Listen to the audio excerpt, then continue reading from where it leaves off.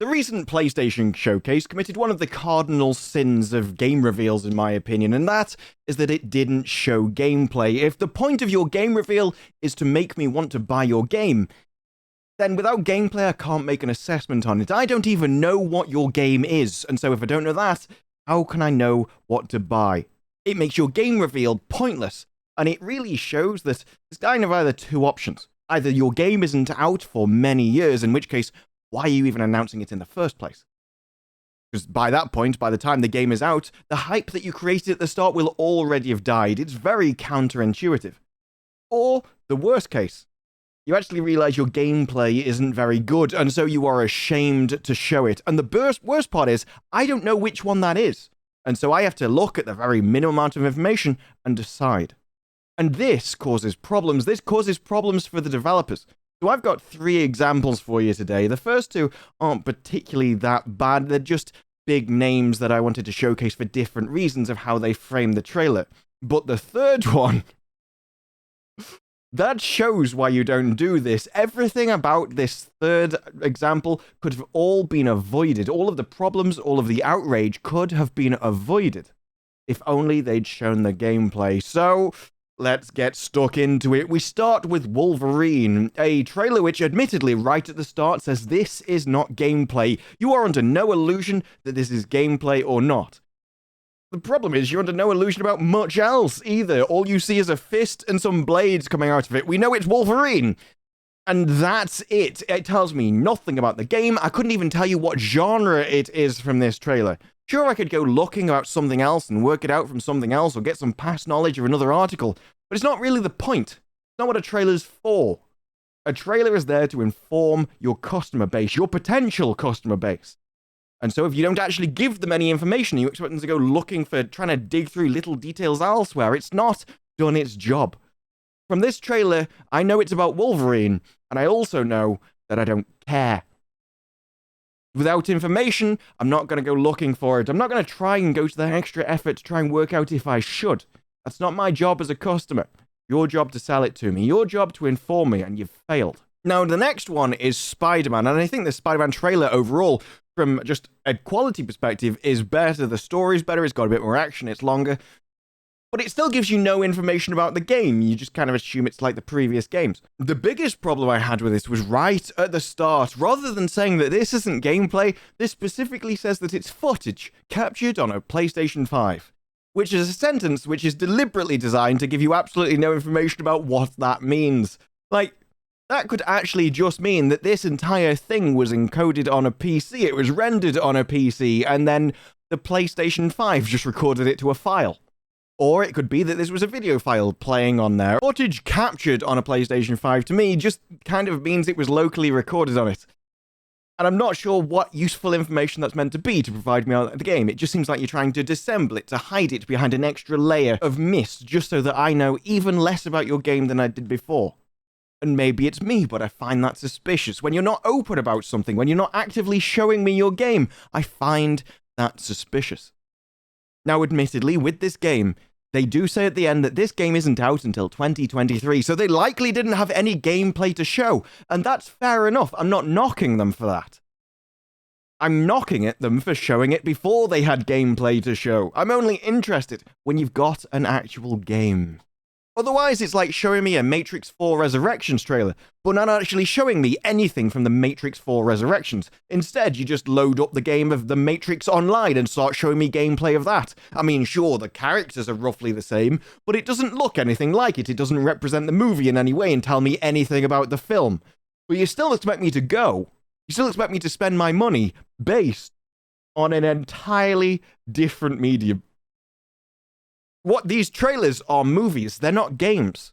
And I wouldn't expect you to show me a game to advertise a movie. And don't get me wrong, I'm not knocking PlayStation for this. This is not exclusive to them. This is an entire game industry-wide problem. One we've seen of various different extremes over the last few years.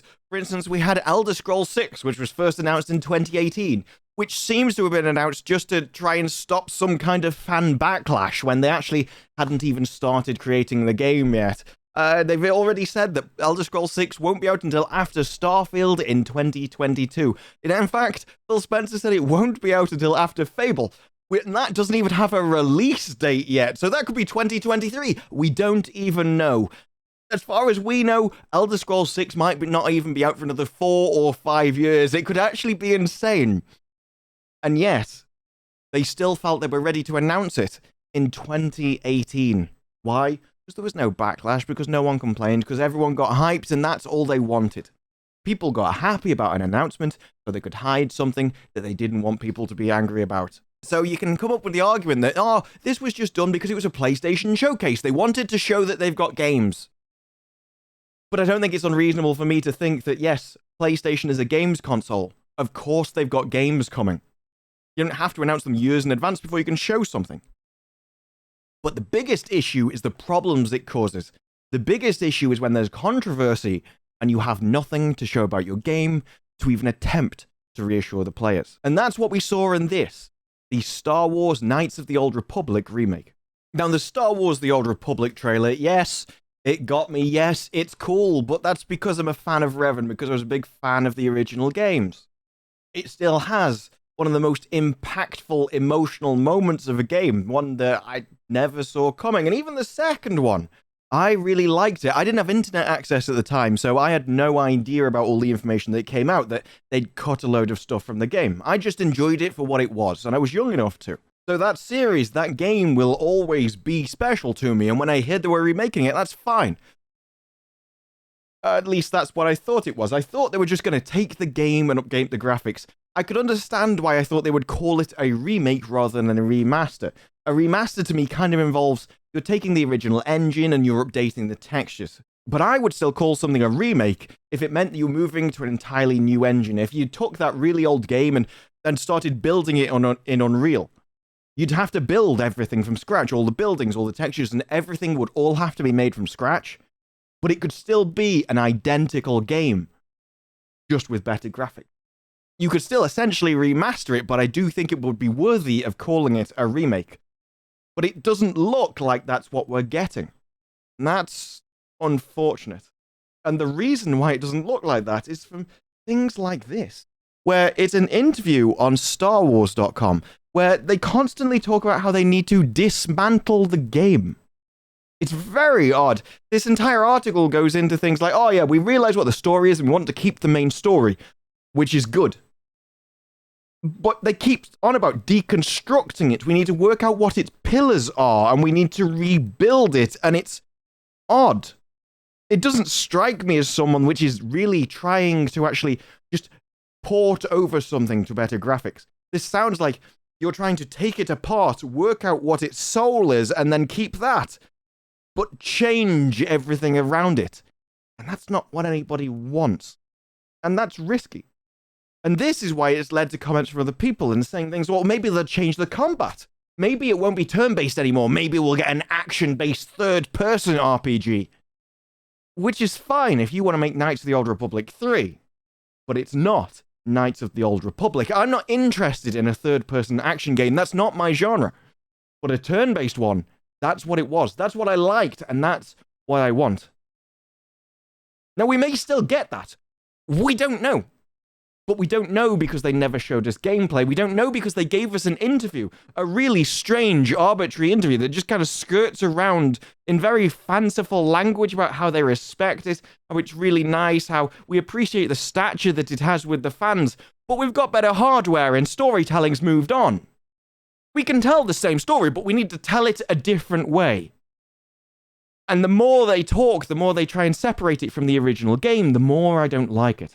It's got its story, it's got its lines, it's got its voice actors. They're already there. It could just be ported across. Now, yes, they can get some of the new ones. But they're also employing writers, which is weird because the game already exists, so why are you employing writers unless you're actually changing it? Are you just adding to it? Adding new side quests that need writers? Or are you messing with the core foundation? Because a lot of that game built on each other, the characters, the storylines, they all intertwined. And if you start messing with one of them, the rest crumbles apart, and the entire game breaks. That's how good stories work. They're so intertwined, you can't mess with them. It's actually impossible, without changing everything. And so when you find out that the writers for them are actually writers from the Mary Sue, writers that actually think that Why are people mad that Rey is a Mary Sue? And then they say, well, people are only mad because she's a woman. No. People are mad about Mary Sue's because it's a terrible writing style. It shows a lack of talent. It shows a lack of creativity. It's a perfect person, and people aren't perfect.